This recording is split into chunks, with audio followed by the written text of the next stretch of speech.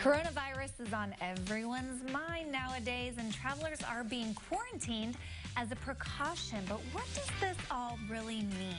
Here with the details on travel safety before we get out of town, it's Anywhere, Anytime Journeys. Brad Martin, fresh off a cruise, I must add. Welcome home. Well, thanks. Yes. So a lot of people, it seems like that's the first thing you hear when you turn on the news, new cases of coronavirus. So should we be concerned about traveling? Well, you know, it's new disease. And whenever there's a new disease, there's always that fear.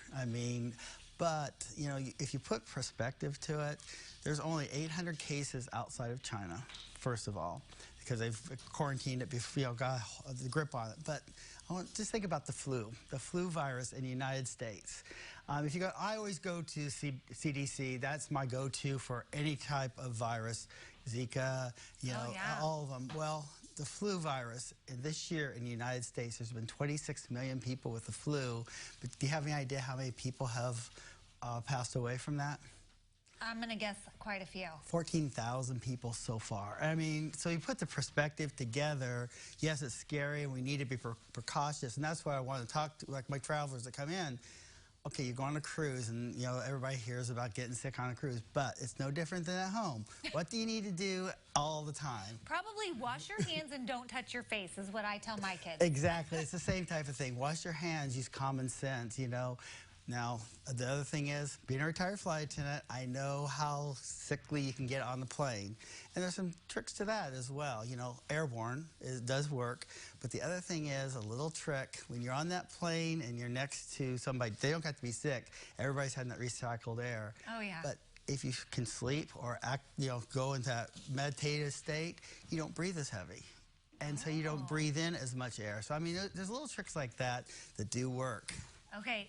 Now, just because you mentioned the airplane and being on the flights, what are your thoughts on that guy that was banging on that lady's seat that was reclining? I don't know if anyone knows what I'm talking about, on a Delta flight. Yeah. That lady recorded the guy. Now she's like wanting to sue him. It's such a big mess. And the thing is, be courtesy to your fellow travelers. And I agree, the flights are getting closer and closer together. I mean, I take my laptop. I'm always working. You can't work on a plane with your laptop anymore. I mean, it's so you know, but be courteous, you know, and it was out of control. It was definitely out of control. And then for him to continue doing it, even while she was taping him, that was pretty ballsy, I have to say. All right, so what considerations do we need to think about for maybe an older traveler? Older travelers. If you go on my website, we have a resource center at the top, and there's all types of safe traveler. And if you go on there, it will tell for older clients, and one of the biggest things older clients do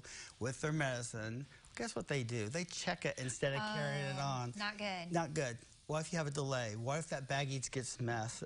You know, and even like, you know, airlines nowadays, if you don't have status and you have your bags get checked. I always tell people, put in that personal item, your backpack, your purse, something that's not going to get checked at the last minute, because without your medicine, we could have some issues. Yes. Yeah, not good. Okay, let's talk.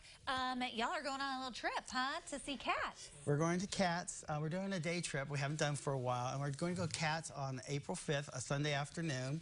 It's actually an evening show.